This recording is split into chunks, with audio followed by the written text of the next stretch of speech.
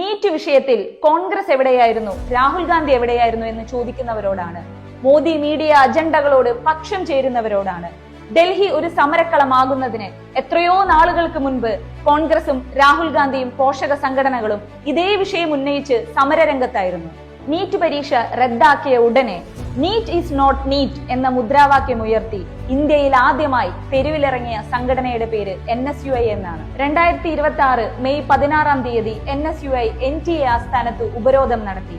Youth Congress സംസ്ഥാന അധ്യക്ഷന്റെ നേതൃത്വത്തിൽ ഡൽഹി തീൻമൂർത്തി സർക്കിളിൽ നിന്ന് കേന്ദ്ര വിദ്യാഭ്യാസ മന്ത്രി ധർമ്മേന്ദ്ര പ്രധാന്റെ വസതിയിലേക്ക് ശക്തമായ മാർച്ച് നടത്തി. മെയ് മാസം മുതൽ NSUIയുടെ സംസ്ഥാന ഘടകങ്ങളായ KSU ഉൾപ്പെടെ സംസ്ഥാന തലങ്ങളിൽ സമരരംഗത്താണ്. ജൂൺ 13 രാഹുൽ ഗാന്ധി രാജ്യവ്യാപക സമരം പ്രഖ്യാപിച്ചു. 15 അദ്ദേഹം വിദ്യാർത്ഥികൾക്കായി ഛാത്രോം കി ഗൂഞ്ച് എന്ന ദേശീയ പ്രചരണ പ്രക്ഷോഭത്തിന് ആഹ്വാനം ചെയ്തു. ജൂൺ 17 ആയിരുന്നു രാഹുൽ ഗാന്ധി ഇന്ത്യയിലെ മത്സര പരീക്ഷകളുടെ കേന്ദ്രമെന്നറിയപ്പെടുന്ന രാജസ്ഥാനിലെ കോട്ടയിലെ ആ മഹാസംഗമം സംഘടിപ്പിച്ചത്.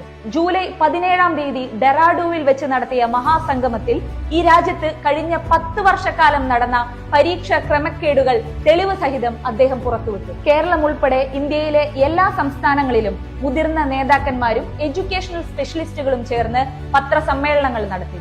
ഇന്നലെ രാഹുൽ ഗാന്ധിയുടെ നേതൃത്വത്തിൽ പ്രധാനമന്ത്രിയുടെ വീട്ടുപടിക്കൽ തന്നെ മിന്നൽ സമരം നടത്തി.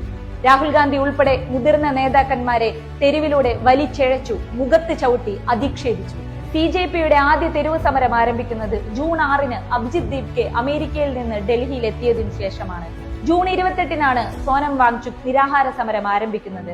അവിടെ വിദ്യാർത്ഥികളെ പോലീസ് അതിക്രൂരമായി ആക്രമിച്ചപ്പോൾ അതിനെതിരെ ഓൺലൈനിൽ പോലീസിനെതിരെ ക്യാമ്പയിനിങ് ആരംഭിക്കുകയും ഈ വിഷയം പാർലമെന്റിൽ ഉന്നയിക്കണമെന്ന് ആവശ്യപ്പെട്ട് സ്പീക്കറെ കാണുകയും ചെയ്തു. വിദ്യാർത്ഥികളെ ആശുപത്രിയിലെത്തി സന്ദർശിക്കുകയും ചെയ്തു.